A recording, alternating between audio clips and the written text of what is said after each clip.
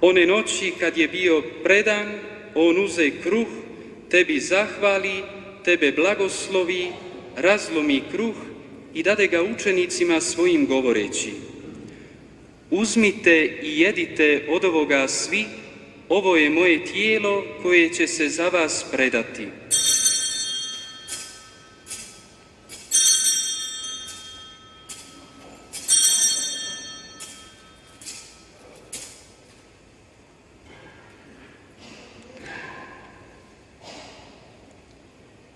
Isto tako, pošto večeraše, uze kalež, tebi zahvali, tebe blagoslovi i dade učenicima svojim govoreći: uzmite i pijte iz njega svi, ovo je kalež moje krvi, novoga i vječnoga saveza, koja će se proliti za vas i za sve ljude na otpuštenje grijeha.